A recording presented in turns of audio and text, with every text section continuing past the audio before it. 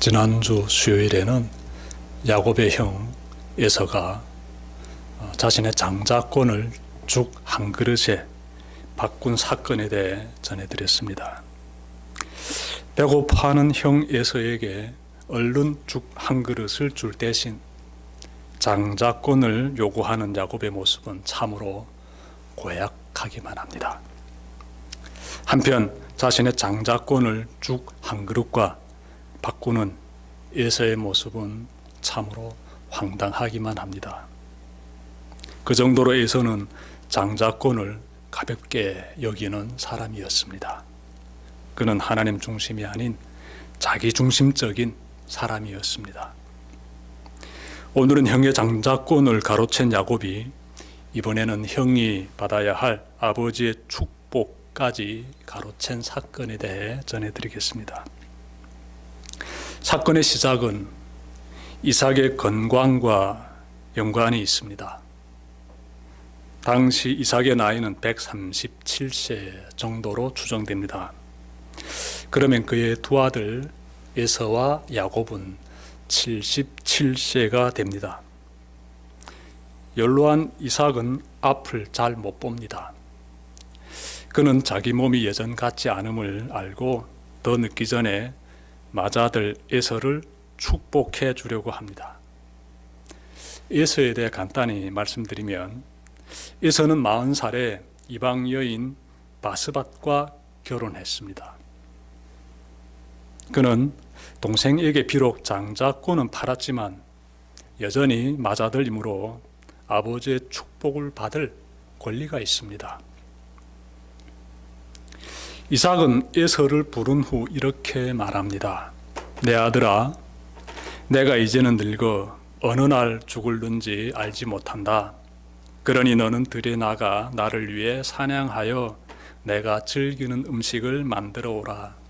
내가 죽기 전에 마음껏 너를 축복하겠다.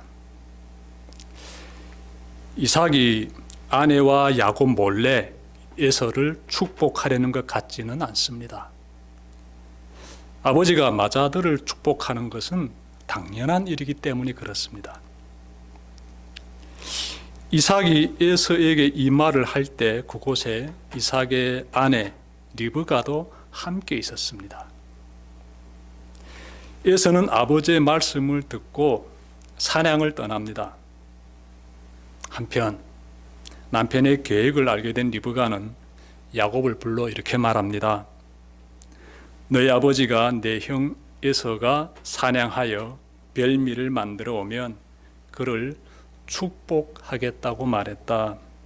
그러니 너는 좋은 염소 새끼 2마리를 가져오라.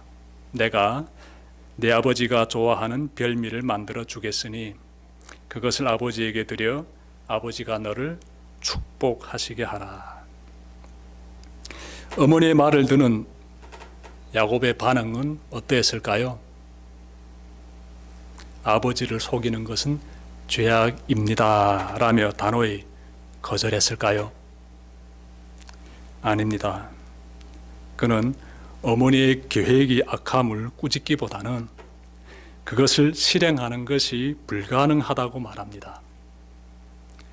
그는요, 형은 털이 많은 사람이요 나는 매끈매끈한 사람이니 아버지로부터 복을 받기는 고사하고 저주를 받을 것이라고 말합니다. 야곱이 주저하자 리브가가 물러서지 않습니다. 13절을 보니 그녀는 이렇게 말합니다. 내 아들아, 너의 저주는 내게로 돌리리니 내 말만 따르고 가서 가져오라.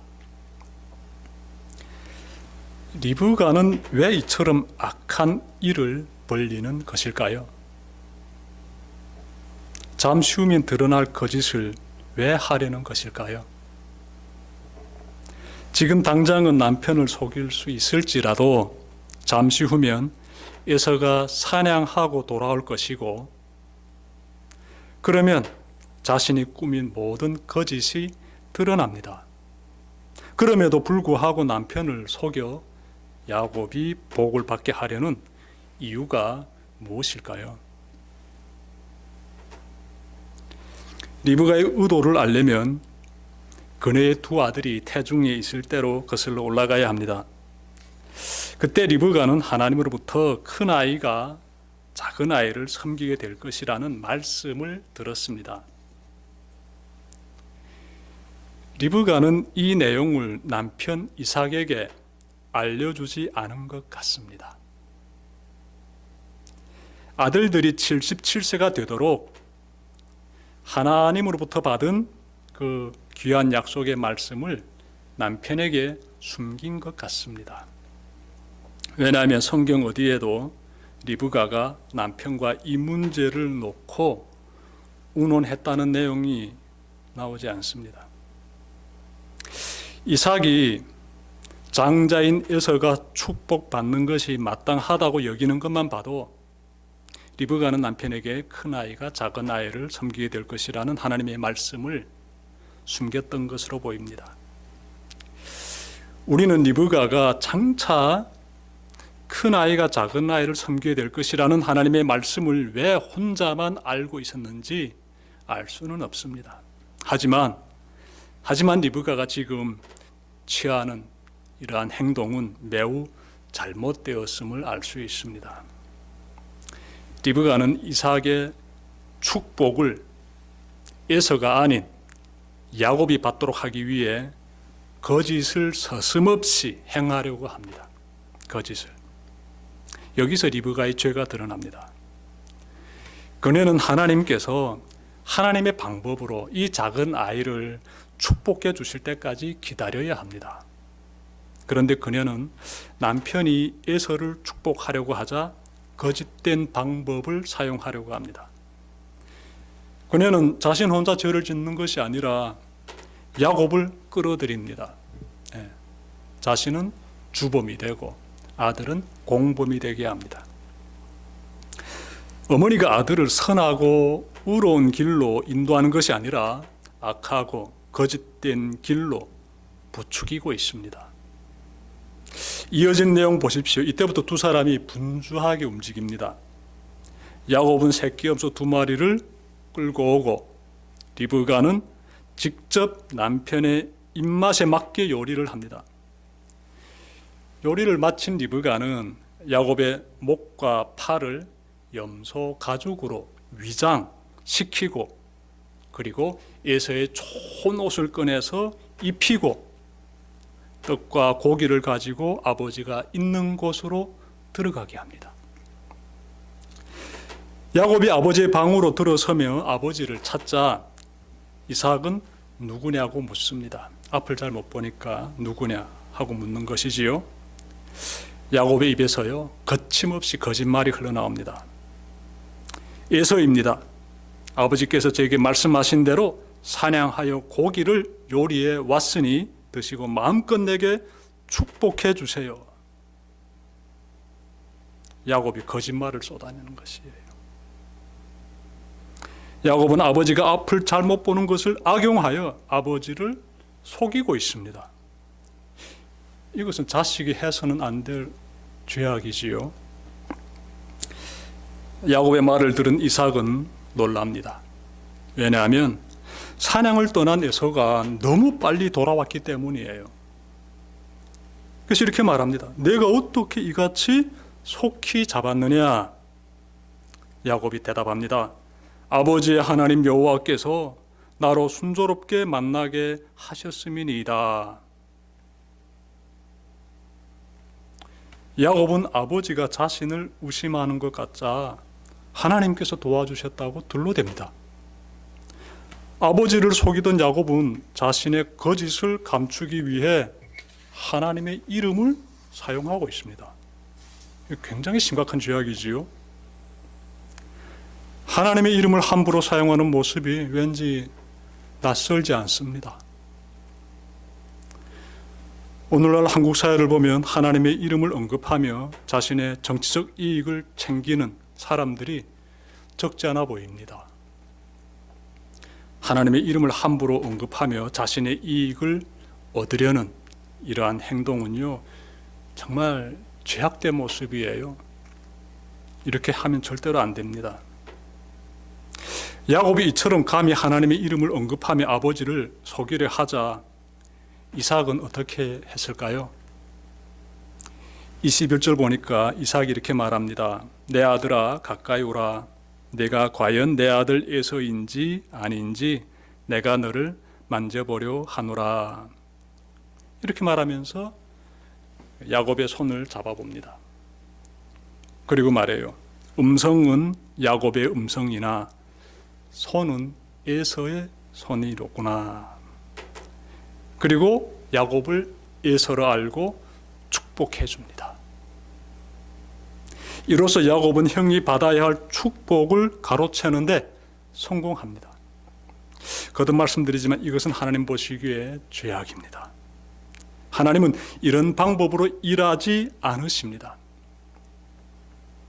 만약 이와 같은 거짓된 방법으로 하나님이 일하신다면 하나님은 정의의 하나님 되실 수 없습니다. 리브가와 야곱이 불의한 방법으로 에서의 복을 가로챈 결과 어떻게 되었을까요? 그 가정이 그토록 행복했던 가정이 풍지박산납니다. 잠시 후 사냥에서 돌아온 에서는 동생이 아버지의 축복을 가로챈 사실을 알게 됩니다. 분노에 사로잡힌 그는 야곱을 죽일 생각을 품게 돼요. 한편 이삭은 야곱이 자신을 속인 것을 알고 심히 떨 정도로 큰 충격을 받습니다. 야곱은 목숨을 부지하기 위해 황급히 하란으로 도망칩니다. 그리고 이 모든 이 거짓된 계략을 꾸민 리브가는요, 죽을 때까지 더 이상 야곱을 볼 수 없게 됩니다. 이어지는 역사를 보면 야곱은 하란으로 도망가서 20년 동안 숨어 삽니다. 한편 에서는 동생에게 아버지의 축복을 빼앗겼지만 동생보다 더 강하고 그리고 더 부유한 삶을 삽니다. 마치 또 하나님의 축복을 받은 자처럼 말입니다. 야곱이 20년간 하란에서 온갖 고생을 다할 때 에서는 번창합니다. 야곱이 하란에서 만난 아내들과 또 자식들을 앞세우고 돌아올 때 에서는 400명이나 되는 군사들을 이끌고 있었습니다. 그뿐입니까? 에서의 자손은 번성하여 세일산 근처의 삶의 터전을 닦았습니다. 에서는 사는 동안 야곱에게 예속되지 않았습니다. 성경은 무엇을 우리에게 가르쳐주고 있습니까? 리브가와 야곱처럼 하나님의 뜻에서 떠나 거짓된 방법으로 하나님의 복을 받으려고 하면 안 된다는 것입니다. 20년의 세월 속에서 에서와 이 야곱의 이러한 그 상황을 우리가 살펴보게 되면 금방 알 수 있습니다. 20년의 세월 가운데서 에서는 하나님의 많은 복을 받게 되지요. 자, 그러면 하나님께서 큰 자가 작은 자를 섬길 것이라고 미리 말씀해 주셨는데 이 말씀은 어떻게 이루어지게 될까요? 이 말씀은요, 20년 흐른 뒤에 이 야곱이 하란에서 고향으로 돌아올 때 그때 야복강가에 잠시 머물게 되지요. 하룻밤을 그곳에서 보내게 되는데 하나님과 씨름했다라고 성경은 기록하고 있습니다. 그때 야곱은 자신의 잘못된 삶을 돌아보면서 깊이 통절히 회개하고 새로운 출발을 하게 됩니다. 야곱은 그때 하나님께 간절히 매달리면서 하나님의 복을 구했어요. 나에게 복을 부어 주십시오 하고 하나님의 복을 간절히 구했습니다. 하나님은 비로소 야곱의 이러한 기도에 응답해 주시지요. 그래서 야곱이 축복의 통로가 되는 삶을 시작하게 됩니다.